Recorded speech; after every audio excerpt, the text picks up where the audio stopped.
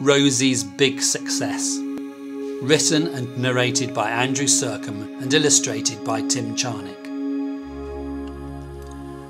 Rosie Gold was sad. Most of her life she had worked hard to somehow be a success. But to no avail. Rosie's down-at-heel, ordinary existence belied her extraordinary gifts and talents. Yet however hard Rosie worked, she seemed to miss the mark, fall between the cracks and feel empty.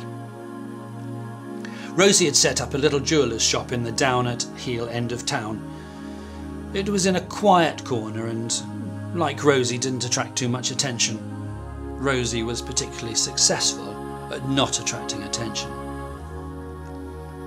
Rosie's shop was down-at-heel and neglected. People walked past her shop without a second glance. At the first glance they had quickly decided it was not for them. Inside it was poorly lit and untidy. People who entered quickly left. And as Rosie's rent became due every month, she lay in bed at night and worried that she would soon be broke. No one bought her jewellery, and when an unsuspecting customer did eventually open the shop door, they had to face Charlie. Charlie had a problem, an attitude problem. He resented customers interrupting his leisurely read of the sports pages, and much more besides. But Rosie thought, there's nothing I can do.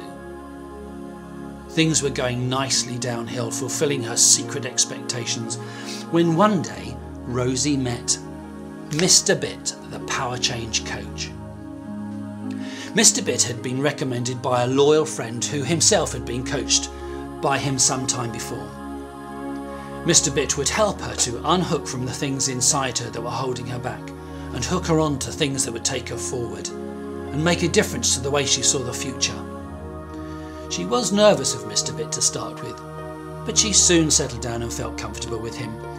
He asked her what she really wanted and she chatted confidentially to him. He listened carefully and asked lots of very perceptive and useful questions, then listened some more.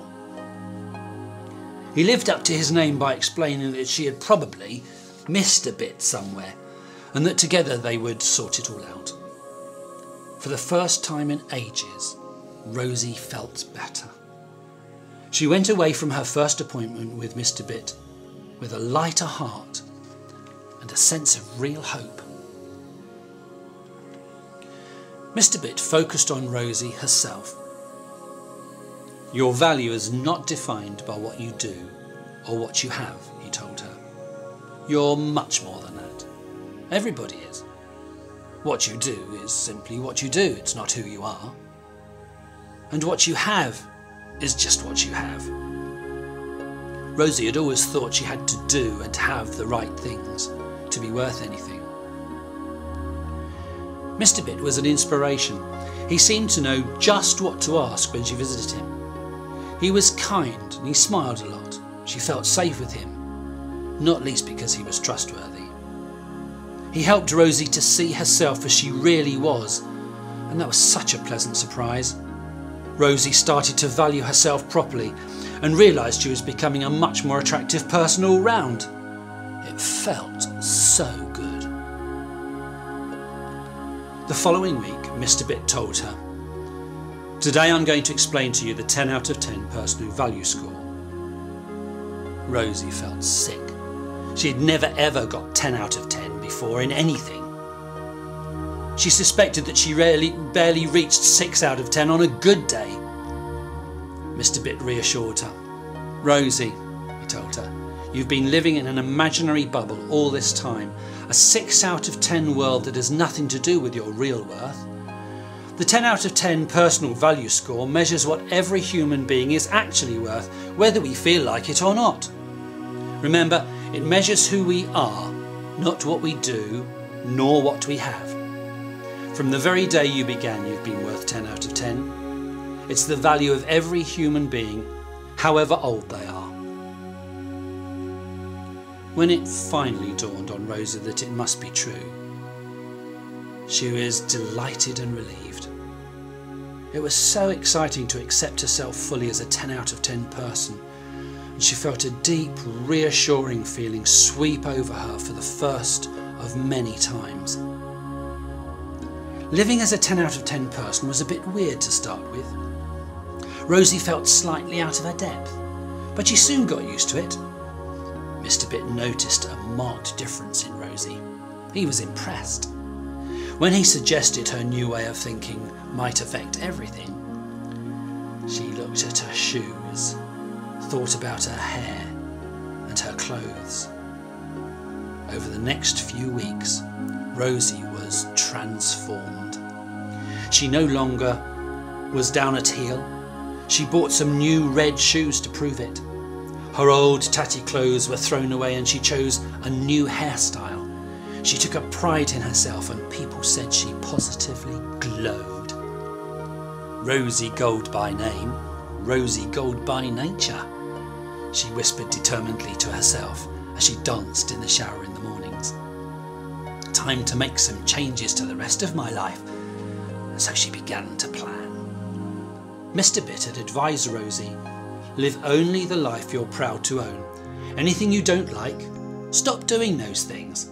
Imitate people you respect and model yourself on their good points. It's made her feel confident and happy. She moved her jewellery business to a much better part of town, to an attractive premises that she was proud to own and customers loved to come to. It's so much easier now, she told him.